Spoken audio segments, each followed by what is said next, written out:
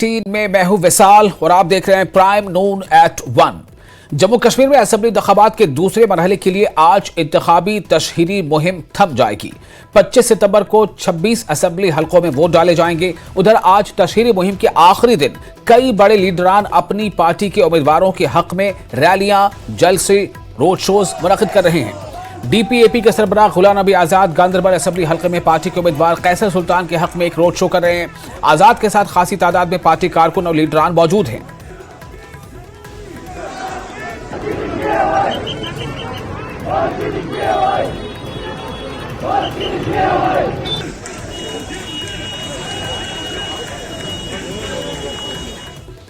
और peoples conference के Patan constituency के उम्मीदवार मौलवी इमरान रजा अंसारी की लगातार दिन रात की इंतखाबी तशहीरी मुहिम में बड़ी तादाद में लोग जुड़ रहे हैं। मुख्तलिफ जगहों पर मर्द और खवातीन इमरान रजा अंसारी का वालिहाना इस्तकबाल करते नजर आ रहे हैं। इनकी आमद पर मिठाइयां तकसीम की जा रही हैं। इमरान अंसारी ने गौ महमदपुरा और दीगर इलाकों में इंतखाबी मुहिम चलाई। इन मकामात पर इमरान रजा अंसारी ने खिताब करके नेशनल कॉन्फ्रेंस को तनकीद का निशाना बनाते हुए कहा कि उन्होंने पटन में ऐसे उम्मीदवार को खड़ा किया जिन्होंने लोगों के साथ ज्यादती की है। आज तक लोग ऐसे लोगों पर भरोसा नहीं करते। अंसारी ने केसों और जेलों में बंद लोगों की रिहाई का वादा किया है। अंसारी ने पटन की आवाम से अपील की कि वो उन्हें वोट देकर कामयाब बनाएं। ये चाहते हैं कि मैं इनके पास आऊं, इनको हकायक से बाखबर करूं, और यही वजह है कि हमने पिछले 5 दिन से ये प्रोग्राम बनाया है। अब हम दिन में आते हैं, लेकिन आपको पता है इस वक्त हार्वेस्ट सीजन है और लोग मशगूल होते हैं। ऑलरेडी इन बेचारों के पास कुछ नहीं है। मैं नहीं चाहता हूँ कि इनका दिन खराब हो जाए। मुझे लोगों से मिलना है, मुझे लोगों को आगाह करना है जो कश्मीर की सियासत में इस वक्त बहरान है। सेंटर जो चाहती है कि यहाँ एक फ्रैक्चर्ड मैंडेट निकले, तो मुझे तो आगाह करना है लोगों को। जो वोटर है वो तो आगाह होना चाहिए। क्या शहंशाहत यहाँ कराना चाहते हैं? क्या झूठी तसलियाँ दे रहे हैं दिल्ली में? क्या बात कर रहे हैं आप? अगर आप मुझे एक बात बताइए, अगर बीजेपी ने यहाँ कुछ किया होता, अगर इनके गवर्नर ने इधर कुछ किया होता, कल प्राइम मिनिस्टर मोदी को सिर्फ 4000 लोग सुनने आते। हाल हो चुके हैं। यहाँ लोग सुसाइड कर रहे हैं, यहाँ लोग डिप्रेशन में चले गए हुए हैं, यहाँ लोग ड्रग्स कर रहे हैं। पता है क्यों?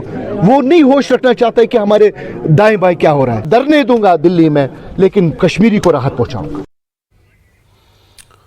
और बिरवा असेंबली हल्के के नेशनल कॉन्फ्रेंस के उम्मीदवार डॉक्टर मोहम्मद शफी ने इलाके के मुख्तलिफ इलाकों में पार्टी के सीनियर लीडर आगा सैयद महमूद के हमरा तशहीरी मुहिम की। मागाम के साथ साथ मुख्तलिफ जगहों पर इनका वालिहाना इस्तकबाल किया गया। आगा सैयद महमूद और डॉक्टर मोहम्मद शफी ने अपने खिताब में कहा कि जम्मू कश्मीर का तशख्खुस यानी जम्मू कश्मीर की शनाख्त सिर्फ पार्टी नेशनल कॉन्फ्रेंस बचाने के लिए कोशा है। उन्होंने वोटरों से एनसी उम्मीदवार के हक में वोट डालने की अपील की है। बहुत ही खुशी है। लोगों का समंदर था, जहाँ भी हम गए लोगों में जोश था, लोगों में उमंग थी, वलवला था, और ये एक निशानी थी कि आगा ख़ानदान के साथ इस एरिया के लोग कितने वाबस्ता है। मेरे लिए बाइस इज़्ज़त है कि मैं आगा साहब के साथ दोस्ती मेरी है और एक तंजीम में हम इकट्ठे काम कर रहे हैं। और इससे क्या खुशी हो सकती है? यहाँ एक आवाज़ आ रही है कि यहाँ पर शिया सुन्नी हम सब एक ही है, हम सब मोहब्बत वाले हैं, हम सब अखुवत वाले हैं, हम सब वहदत वाले हैं। आप देखिए लोगों का समंदर इस वक्त मागाम मेरा मागाम जिसमें मैं रहता हूँ, ये मोहब्बत और उल्फत का और टनमर्ग में पीडीपी को एक और बड़ी पेशरफ्त हुई है। आजाद उम्मीदवार उमर फारूक पर्रे ने अपने कागजात नामजदगी वापस निकालकर अपने हामियों समेत पीडीपी में शमूलियत अख्तियार कर ली है। गुलमर्ग कॉन्स्टिट्यूएंसी के उम्मीदवार शब्बीर अहमद मीर ने उमर फारूक का वालिहाना इस्तकबाल किया। इस मौके पर उमर फारूक ने कहा कि गुलमर्ग में उन्होंने शब्बीर अहमद मीर की सूरत में अच्छा नुमाइंदा पाया जा और इसी की बुनियाद पर उन्होंने उनका दामन थामा है। शब्बीर मीर ने भी खुशी का इजहार किया। हमारे सामने सारे कैंडिडेट्स है, मैं भी एक कैंडिडेट था मैदान में, और मैंने भी देखा बहुत सारी चीज़ें हैं, बहुत सारे मसाइल है टंगमर्ग के, खासकर गुलमर्ग कॉन्स्टिट्यूएंसी में अगर देखा जाए तो गुलमर्ग का मसला बहुत हाई है। हर एक कैंडिडेट को मैं जानता हूँ, सबको नज़रअंदाज करके मैंने शबीर साहब का हाथ थाम लिया, पीडीपी का हाथ थाम लिया, क्योंकि पीडीपी वाहिद एक वो जमात है। शबीर साहब वो एक यहाँ पे टंगमर्ग में एक ऐसा कैंडिडेट मुझे नज़र आया कि जिसको कुर्सी की लालच नहीं है। ये कोई कुर्सी के पीछे नहीं भाग रहा है, न इसको कुर्सी की ज़रूरत है, बल्कि ये अगर सामने आया है तो ये लोगों के लिए आया है, हमारे लिए आया है। इसलिए मैंने आज बहुत टाइम से मैं सोच रहा था, तो फाइनली मुझे कोई कैंडिडेट अच्छा नहीं लगा सिवाय शबीर साहब के। और साबिक नायब वज़ीर आला और बारामूला से आज़ाद उम्मीदवार मुजफ्फर हुसैन बेग ने कहा है कि उन्हें उन नौजवानों के लिए पुरअमन और बावकार ज़िंदगी को यकीनी बनाना चाहिए जिन्होंने पिछली 3 दहाइयों के दौरान बहुत ज़्यादा नुकसान उठाया है। बेग ने कहा कि नायब वज़ीर आला के तौर पर उन्होंने बारामूला के लिए बहुत से तरक्याती मंसूबे शुरू किए हैं और अगर वो इक़्तिदार में आते हैं तो उनके पास बहुत से ऐसे मंसूबे हैं जहां बेरोजगार नौजवानों को जज्ब किया जा सकता है। बेग ने कहा कि वो अक़लियतों और कश्मीरी पंडितों की तरफ तवज्जो देंगे ताकि उनकी इज्जत और वक़ार के साथ बाज़ाबादकारी की जा सके। बेग ने कहा कि आर्टिकल 370 की मनसूखी का कोई नतीजा नहीं निकला जैसा कि पहले दावा किया गया था। आज जिन्होंने गलत रास्ता छोड़कर पुरअमन जिंदगी बसर करना पसंद किया, जो भी नहीं चाहते उनको, उनका क्या कसूर है? छोटे नौजवान, उनको क्या मालूम है ये क्या हुआ मेरी चीज़, उनको बंदूक देती हाथ पे कत्ल गारत हो गए। लेकिन आखिर उनकी बहाली भी तो करनी चाहिए। कहाँ जाएंगे वो लोग? उनमें से हज़ारों लोग मर गए, हज़ारों जख्मी हो गए, हज़ारों जेलों में सड़ के पता नहीं क्या उनका हो गया। तो उसकी तरफ ध्यान देना हमारा इंसानी फरीज़ा है। कश्मीरी पंडितों और सरदार फ़िरका के हकूक़ का तहफ़्फ़ुज़, माइनॉरिटीज़ की स्पेशल राइट्स है। इंटरनेशनल लॉ में भी, जो इंटरनेशनल लॉ सब मुल्कों पे लागू होता है, उसमें भी जो माइनॉरिटीज़ है, जो जिस मुल्क में जो माइनॉरिटीज़ है, जिस शहर में जो माइनॉरिटीज़ है, तो उनके लिए एक स्पेशल एक सिस्टम बनाया गया है, प्रोटोकॉल बनाया गया है। उनको जल्दी जॉब मिलेंगे, जल्दी स्कूलों में जा सकेंगे, जल्दी। साबिक वजीर और ओडी के आज़ाद उम्मीदवार ताज महिउद्दीन ने कहा कि आर्टिकल 370 को वापस नहीं किया जा सकता और ये अब एक तारीख बन चुका है। ताज ने कहा कि लोगों को दूसरी सियासी जमातों के खोखले वादों का शिकार नहीं होना चाहिए कि वो आर्टिकल 370 को वापस लाएंगे। उन्होंने कहा कि उनके मंशूर में पढ़े लिखे नौजवानों के लिए रोजगार और ओडी के 5 किलोमीटर के दायरे में मुफ्त बिजली की फराहमी के लिए जद्दोजहद शामिल होगी। तो यहाँ पे एक सवाल है, क्योंकि कांग्रेस सपोर्ट कर रही है जो एनसी का कैंडिडेट है यहाँ पे, क्योंकि उनकी कोalition है, उससे कोई फर्क पड़ेगा आपके वोट बैंक पे? देखिए, यहाँ कांग्रेस भी ना था और आजाद उम्मीदवार भी नहीं, कोई वोट बैंक में मेरे कोई फर्क नहीं, क्योंकि मेरा पर्सनल वोट है, कांग्रेस का वोट है। काफी बेरोजगारी है उड़ी में, क्योंकि बेरोजगारी की वजह से जो नौजवान हमारे हैं वो ड्रग्स की तरफ बढ़ते जा रहे हैं। बिल्कुल, उस पे एक खास रोक लगाने की जरूरत है। मैं जानता हूँ लड़कों को हम स्पोर्ट्स की तरफ रागू कर रहे हैं। मैंने कई ग्राउंड सीखे हैं, जब बीबीसी था तो मैंने ग्राउंड बनाए, तो बच्चे खेल कूद में लग जाए तो फिर ड्रग्स में नहीं जाएंगे। दफा 317-35 पे क्या स्टैंड रहेगा? देखिए, मैं आपसे कहूँगे दफा 370 अब गंगा की गाड़ियां वो कभी वापस नहीं आएंगी। इनका ये बोलना कि दफा 370 लाएंगे, अगर कोई भी गवर्नमेंट सेंटर में बनेगी तो आप समझो जब उनके पास 2/3 मेजोरिटी भी होगी, वो क्या इस कानून को बदलाएंगे? इम्पॉसिबल, कभी नहीं हो सकता, तो उसको भूल जाएंगे। तो लोगों को इस झांसे में नहीं आना चाहिए, इस झांसे में नहीं आना चाहिए। दूसरा रहा 35A में वो कॉज उस वक्त डाला गया था कि हमारे जो फंडामेंटल राइट इफेक्ट होते थे, जो जमींदारों से जमीन ली, उसके लिए हमें प्रोटेक्शन चाहिए थी, वो प्रोटेक्शन हमें मिली, क्योंकि उस वक्त ही मांग रहे थे कि सुप्रीम कोर्ट को फंडामेंटल राइट्स दायरा दिया जाए। अब तो सारा दायरा ही सुप्रीम कोर्ट में, तो इसलिए 35A का कोई मैल ही नहीं, वो एक प्रोटेक्शन थी सिर्फ उस वक्त की, वो प्रोटेक्शन उड़ जाएगी। हम हिमाचल की तरह कानून बनाएंगे, हम उत्तराखंड की तरह कानून बनाएंगे, हमें कोई रोक नहीं सकता। जम्मू कश्मीर के लिए बारामूला से मैसेज आता है। और फिलहाल एक छोटा सा ब्रेक लेते हैं, ब्रेक के बाद खबरों का सिलसिला जारी रहेगा।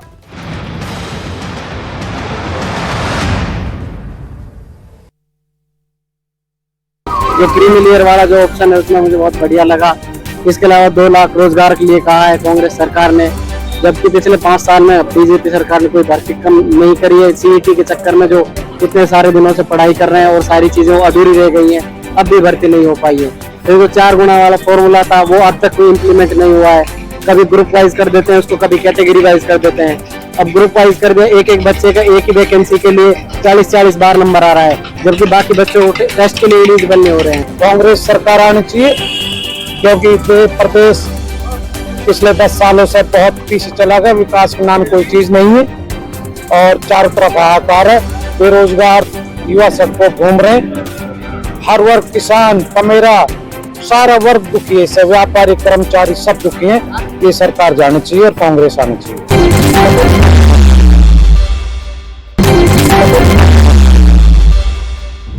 बहुत जटिल समस्याएं हैं 2 साल से, यानी कि शहर के अंदर ना तो पानी आता है, पानी अगर आता भी है तो कीचड़ वाला पानी आता है। लोग बहुत मजबूर हैं, गर्मियों में बहुत परेशान हुए थे, अपने पर्सनल पैसे लगा के पानी के टैंकर मंगवाए हैं, फिर भी पानी की पूर्ति नहीं हुई है भरी गर्मी के अंदर। और ये सफाई कूड़ा कचरा जिताओ। ब्रेक के बाद फिर आपका स्वागत है। न्यूज 18 पर आप देख रहे हैं प्राइम नून एट 1। पापुर में गैर कानूनी रेत निकालने के खिलाफ महकमा जियोलॉजी एंड माइनिंग और महकमा फ्लड कंट्रोल ने दरिया जहलम के इर्द गिर्द दरिया की तरफ जाने वाले रास्तों को काट दिया है। डीईओ पुलवामा मोहम्मद मंजूर के मुताबिक कुछ लोग इन रैंपों का इस्तेमाल करके दरिया तक गाड़ियां और मशीनें लाते हैं, जिसकी वजह से बांधों को नुकसान पहुंचता है। उन्होंने लोगों से गैर कानूनी माइनिंग से परहेज करने की अपील की है।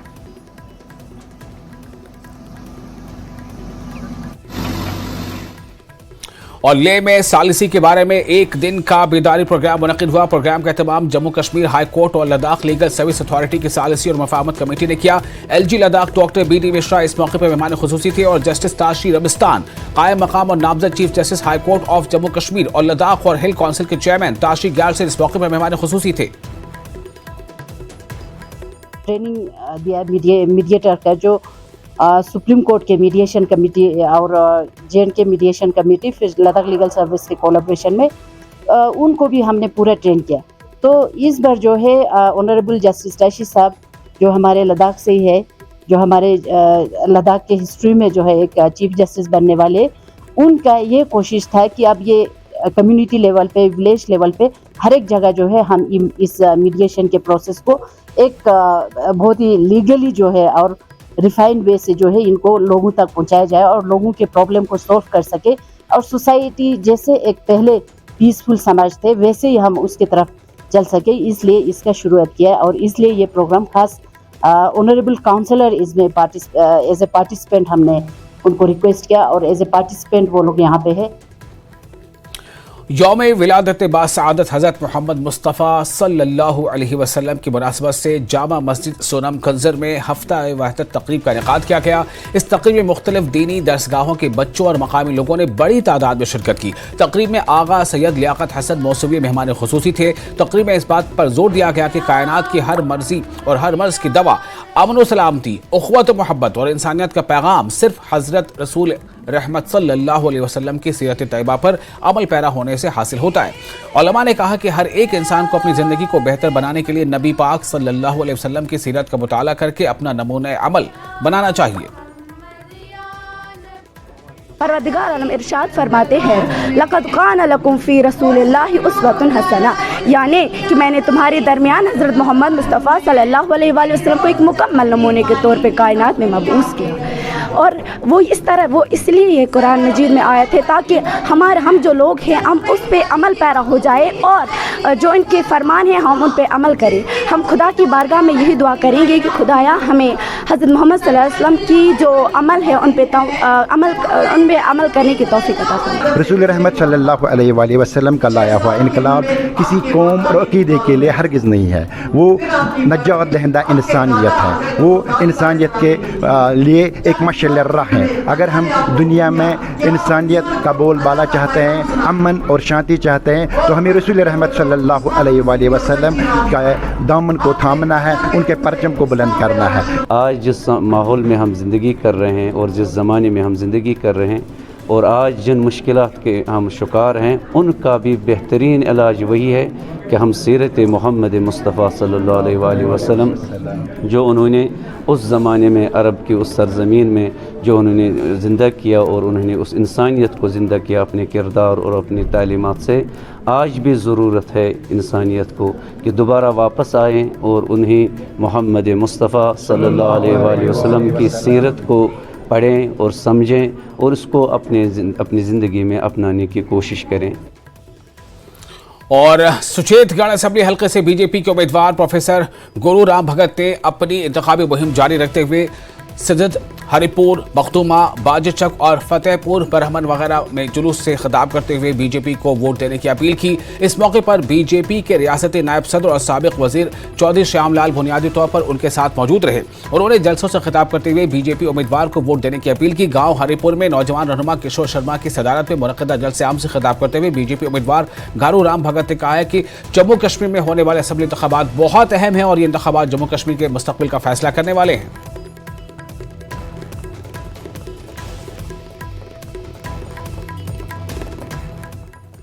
और जम्मू कश्मीर शरणार्थी एक्शन कमेटी की तरफ से सिंबल कैंप क्षेत्र में बैठक का आयोजन किया गया, जिसमें शरणार्थी परिवारों की समस्याओं को लेकर विचार विमर्श किया गया और सभी राजनीतिक पार्टियों से अपील की गई कि वो अपने घोषणा पत्र में शरणार्थी परिवारों की समस्याओं को दूर करने के लिए आगे आएं। जम्मू कश्मीर शरणार्थी एक्शन कमेटी के जम्मू कश्मीर प्रदेश उप प्रधान सरदार अजीत सिंह की अध्यक्षता में आयोजित इस बैठक के दौरान कमेटी के प्रधान सरदार गुरदीप सिंह मुख्य तौर पर उपस्थित रहे। इसके अलावा काफी संख्या में स्थानीय लोगों ने भी इस बैठक में हिस्सा लिया।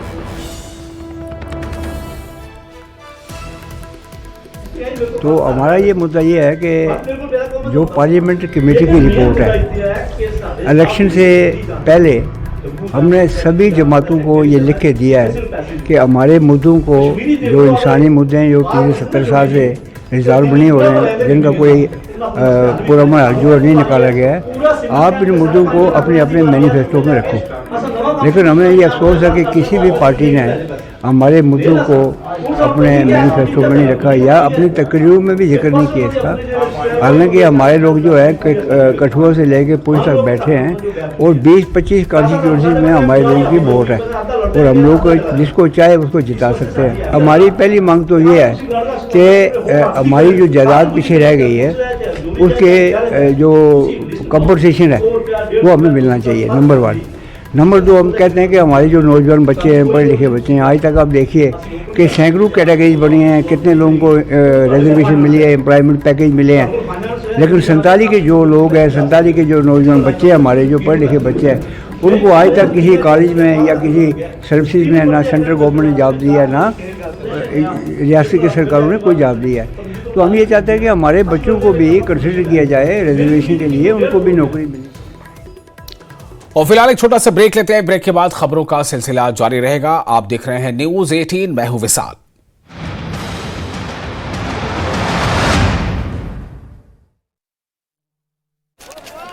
नहीं होती सफाई? नहीं होती जी, देख लो किस तरह पड़ा हुआ पूरा, बहुत समस्या है इधर। तो 3 बार से आपके लगातार विधायक हैं, काम करवाया कुछ नहीं करवाया जी, नहीं करवाया कुछ ज़्यादा। समस्या तो सबसे ज़्यादा पानी ही है, पानी बिल्कुल काला आता है, 3 महीने हो गए, कोई सुनवाई नहीं है।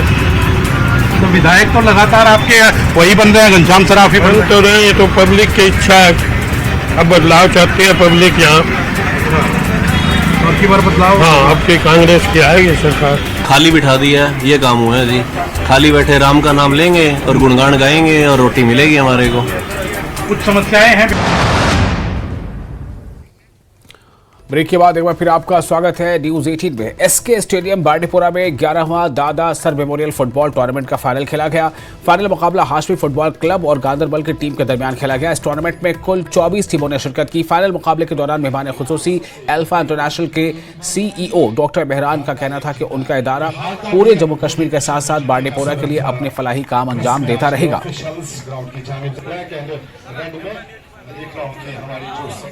बांडीपुरा डिस्ट्रिक्ट की जो यूथ है दे शुड कम फॉरवर्ड कि इनके इतना टैलेंट है यहाँ के बच्चों में, और हमारी ऑर्गेनाइजेशन पूरा सपोर्ट रहेगा।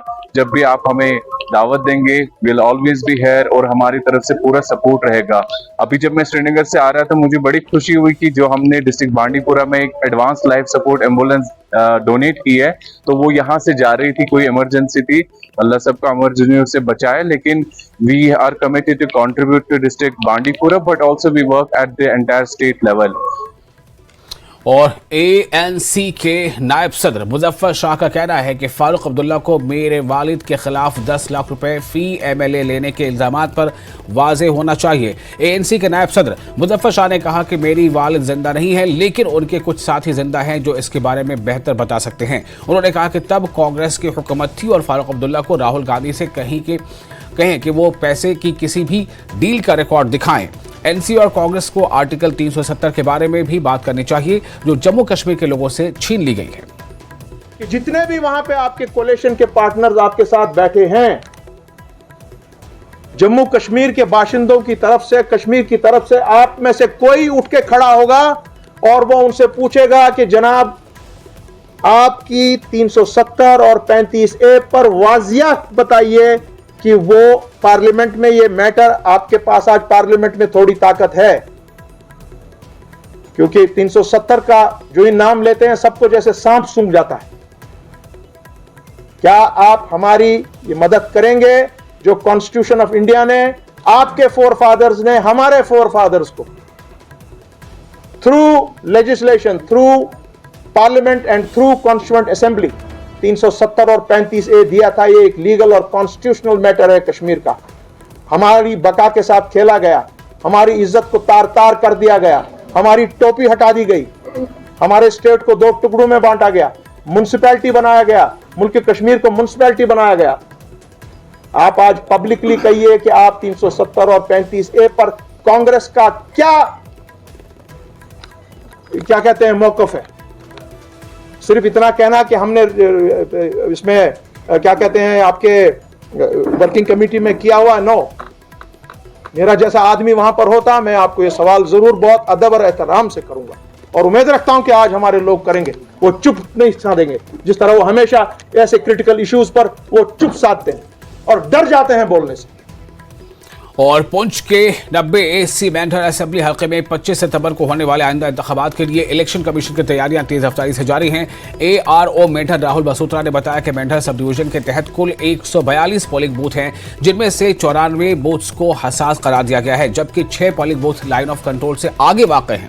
पोलिंग अमले की तैनाती की तैयारियां मुकम्मल की जा रही हैं। Bharat Pakistan line of control के करीब वाक़ पोलिंग बूथ का मुआयना किया गया है और ज़रूरी सहूलियात फराहम की गई हैं। वहीं दीगर पोलिंग बूथों पर भी कड़ी नज़र रखी जा रही है। उन्होंने कहा कि इलेक्शन कमीशन का बुनियादी मकसद 25 सितंबर को होने वाले इंतखाबात को पुरअमन और कामयाबी से कराना है और इसके लिए खुसूसी तवज्जो दी जा रही है। जैसा कि आप जानते हैं कि हमारे इधर पुंछ में, जिसमें हमारी मेंढर 90 जो है कॉन्स्टिट्यूंसी भी आती है, यहाँ पे चुनाव जो है 25 को यानी कि डे आफ्टर टुमारो जो है वो होने जा रहे हैं। इसके लिए हमारी पोलिंग पार्टीज जो हैं वो कल 24 को डिस्पैच की जाएंगी। सुबह 7 बजे से हमारे जो काउंटर्स हैं वो फंक्शनल होंगे पूरे, और वहाँ से जो पोलिंग पार्टीज जो हैं वो बारी बारी से अपना सामान लेके जो है अपने अपने पोलिंग स्टेशंस की तरफ को जो है वो रवाना होंगी। अलग अलग काउंटर्स बने हैं, उनको मैन करने के लिए अलग अलग जो है वो ऑफिसर्स जो हैं वो हमने डेजिग्नेट किए हैं, उनकी टीम्स बनी हैं और वो काफ़ी एक्सपीरियंस ऑफिसर्स हैं। सभी लोगों की बार बार ट्रेनिंग हुई है, चाहे वो पोलिंग स्टाफ हो या अपने माइक्रो ऑब्जर्वर्स हों, मजिस्ट्रेट्स हों, तो सभी लोग जो है वो पूरे फुल तरीके से गेयर्ड हैं इस इलेक्शंस को जो है पूरे कामयाब तरीके से, सही तरीके से करवाने के लिए। और इसके साथ ही इस बुलेटिन में फिलहाल इतना ही, लेकिन न्यूज़ 18 पर लगातार बड़ी और अहम खबरों का सिलसिला जारी रहेगा। आप बने रहे न्यूज़ 18 के साथ। हमें दें इजाजत, मैं हूं विसा।